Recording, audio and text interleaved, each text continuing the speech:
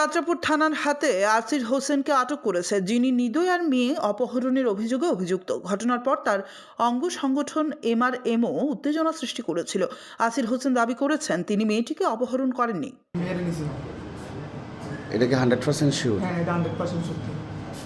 পরবর্তী টাইমে যদি প্রুভ হয়, পুলিশে যদি সব কিছু লেগেছে তোমার বাইরে করতে পারবে, তুমি মেয়ে নিছো, তারপরে পুলিশে যা দিব, শাস্তি দিব, আমি তো মানিয়ে নিব, এটা মানিয়ে নিব আর কি। এখন তো এটা আমার কাছে মানে তুমি মেয়ে নিছো না। না, যদি মেয়ে নিয়ে থাও তুমি কিন্তু বাইরে করে দিতে হবো। আর যদি এটার লগে জড়িত থাও আইনের, তোমার আমরা কেউ চাতাম না, আমরা যারা আইছি আমরাও এটার বিরোধিতা করলাম তোমার তোমার এই যে মেয়ে নেওয়ার অপরাধে। কিন্তু এখন এটা তো শিওর তুমি নিছো না, নাকি তা? হ্যাঁ অবশ্যই। তো মেয়ে তোমার লগে আগে তো সম্পর্ক আসলো, এমন একটা কথা আসলো, এটার কি তা? না না, এমন কোনো কিছু না, ফ্রেন্ডলি আছিল শুধু এতটুকু। তোমাদের কোনো এমন কোনো সম্পর্ক ছিল না?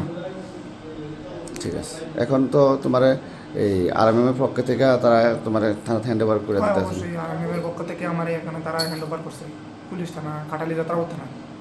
ঠিক আছে। ব্যুরো রিপোর্ট, অবিরাম 24x7।